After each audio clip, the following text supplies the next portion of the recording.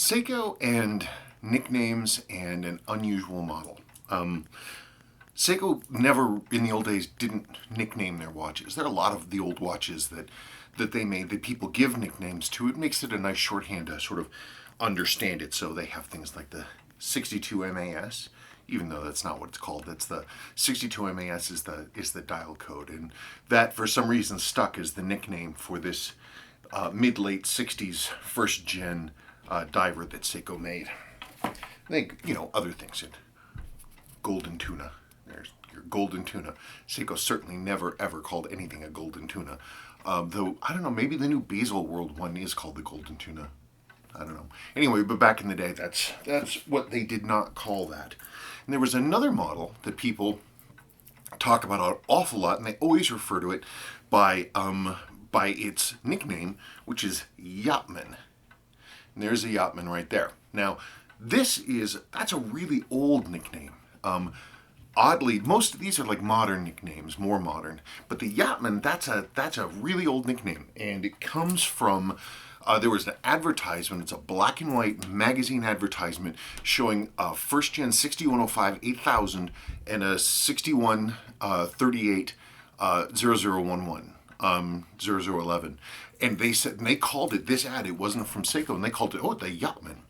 Well, this isn't really. There is a yachting watch style, but this is not it. This is just a standard racing chronograph. It's just another thing. So, but people have always said, they call this the Yachtman, even though there's no real basis for that.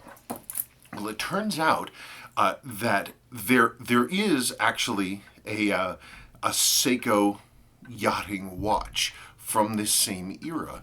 There were a line in the late 60s and through the early 70s. There was a line of 70-meter sport divers that are nicknamed. There's that nickname again. But rally divers. There's another one called the sushi divers. There are the UFO cases, or the early rallies, which were 5126s and 6119s and 6106s. They're sort of bright colors, and a lot of the rally divers, they have like checkered inserts in their bezels, and they come in a variety of colors, and they're extremely collectible. Well, or at that same time, there was an unusual watch that perhaps might really deserve the nickname Yachtman if it wasn't already taken. And that was, a lot of people have folded it into the sort of the heading of a rally diver, and it never really had a home because it doesn't have a rally. This watch I'm about to talk about doesn't have a rally look or a rally feel, and it's an unusual watch. It is Seiko's only double bezeled watch, and this is a 6119 6053. There were two variants of this. There was 6119 6050, which was the first one, and then this is the second gen one, 6053. Double bezel action. Outer bezel, inner bezel. And this is not a racing watch, it's a yacht timer. It's a regatta timer. This is a boat racing watch. And I'm going to take a break and we're going to look at it here, and I'll give you a rundown on this quite rare model, and we'll talk about it more. I've owned one before. This one I just finished restoring. I've owned one before, and I've done a couple restorations on them over the years, but they really, really do not come up very often. They really don't. And typically when they do come up, they are beat to hell. But this one is, thanks to restoration on my part and a whole bunch of other work, which I'll talk about, this one is a pretty good representation of what they looked like when they were pretty close to new. Okay, so let's take a break and let's see what's going on. Okay, so here it is. Now, a little bit of backstory. Many, many years ago, I owned one of these. And it was pretty rough. And most tragically, the case had been polished. One of the worst things to happen to a Seiko really is to get the case polished, because it destroys all of their sharp case lines. This watch I found on eBay, and it came out of Mexico. And the reason that I bought it, even though when I got it, the loom was badly damaged, the hands were wrong, the reason I bought it is because the case lines were really, really good. So I was like, okay, cool. So it's one that I picked up here and I fully restored, and it needed major restoration. It may not look like it, but this one got the works. But I knew I could do it for two reasons. One, it had the original case and original case lines, and I happened to have in my stash of neat stuff a new old stock, never used rotating ring. So I thought, okay, let's get that going. So again, there are two versions of this watch. There's the early 6050 and the later 6053. The 6050 has a different handset. It's a slightly unusual shape with a frosted surface on the hour and the minute hands. And this has the later 6139 set style. This watch, when it came in, was just rough. So I had to Vintaloom these two things. This is a new old stock rotating ring I got from the old service center, but the pip was gone. It had shattered off. These are really prone to the paint popping off. So I had to reloom that. I had to do a couple little repairs to the paint. I had to clean up a good handset because the handset that was on here was bad. The dial surface had all kinds of like little scratches and hazing and stuff on here. So I had to do a sort of a very special remediation thing to basically to bring back the gloss surface without losing any of the text, and I did that, and that was pretty cool.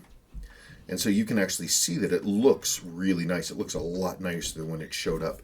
And of course, the new old stock rotating ring it's a pretty cool thing. So again, this is Seiko's only double bezel diver. It's a, oops. Let's see now. This is it's a nice sized case. Really?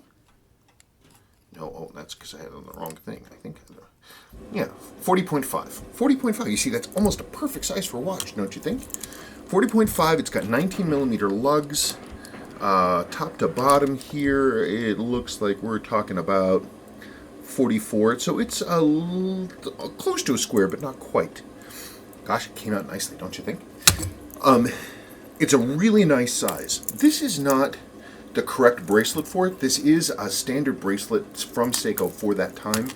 This originally came on sort of a railroad bracelet, but I don't think I've looked at photographs. I don't think I've ever even seen one in person. So this will do for now. I'm buying one of Larry Boulinet's recreations of this bracelet. He has them on UncleSeiko.com, and they're solid stainless, extremely nice quality. So anyway, this. Okay, so let's go back to what this watch is. This is not a car racing watch. This is a yacht racing watch. The way that it works, the way that a regatta works, because you have all these boats tacking around the bay, getting ready for the starting gun to go, you can't just, they're going to be going backwards and forwards and backwards and forwards and doing circles with the wind to try to stay in position, and it's tough. So what you do is you basically have a pre-starting gun, and that indicates either 10 or 20 minutes before the actual starting gun to get you going. So when you get that going, you have 10 or 20 minutes to get yourself in position before the actual starting position fires. So let's what you do there then. So you hear the get yourself ready thing. You've got 10 or 20 minutes. So you take your bezel and you turn it here, and you've got this red thing here. So it's either 10 minutes or either 20 minutes or 10 minutes, and that's your start. So you know how much time you've got to get your boat into position. Then, okay, you're more or less in position. Bang, and the thing goes off. It's time for you to race. You can then turn your bezel down, the indicator ring down, and you can time the race itself, how long it took you. And that's what this is. It's a regatta timer. So I don't know how many of these things Seiko made. I don't know how many of them were sold. I will tell you they're quite rare. But this is this model then actually takes the place of Seiko's first regatta watch, regatta timer. This is they made another one later on in the late 80s, early 90s, but it was quartz. But this one is the real deal. They started these in 1969. This one is from, judging by the date on the underside of the dial, is from 1971. The reason I don't know the exact date is that it had the wrong case back on it. So I don't actually know the correct date for this watch, but I know the range they were supposed to be in. Since I don't actually have the correct case back, and I did a ton of crazy work to the movement, I actually went and put a display case back on this thing. This watch, I had a lot of fun with this. The watch is fully, completely jeweled in every single way. Every bushing has been replaced with a jewel. I jeweled the mainspring arbors top and bottom, and it's running like a dream. It runs really, really well. I also, for fun, I did something unusual. The 6000 series three-handers use one mainspring, which is a little weak, but the 6139 chronographs use a heavier mainspring that pushes more power. So I put in the 6139 mainspring into this thing, and as a result, this is cruising happily in the 270s, which is really, really, that's very, very good. So I'm very happy with that. And it's a really unusual, eye-catching design. It took me a second to get used to it because I haven't seen one in the flesh for so long, but once I actually put it on this bracelet, it really made sense. Even though this isn't the original bracelet for the watch model itself, the shape of the links actually echoes the shape of the case, and I think it actually works really well. And I think Larry's version of it is going to be ideal. Anyway, so if you have, by the way, a case back for a 6119 6053, hey, let me know. But, I don't mind having the display case back on there, and I built this watch for myself, so why not? Okay, so going back to talking about this watch being the Yachtman. It shouldn't be called the Yachtman. I mean, it's too late now, though. That ship has sailed, ha ha ha. But this model has always been sort of an orphan, and it's never had a nickname. I don't know. So, Yachtman? Regatta Man? Regatta Timer. This is a Regatta Timer. So, I don't know. I guess going forward, that's probably what I'll call it, is a Seiko Regatta Timer, something like that. I think that'd be pretty neat.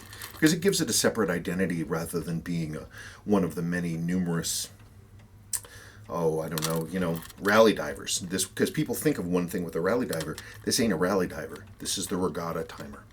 So, there it is. Pretty cool watch. I mean, I feel kind of silly doing yesterday's watch review today on such an obscure model that is so hard to get a hold of, but maybe that's why we do them, so you can really see something like this for yourself. Isn't that neat? I'm pretty happy with it. It's pretty cool. I'm really looking forward to that bracelet coming in. We'll have a nice thing going on. Okay. Hey, thank you so much. Okay, bye-bye.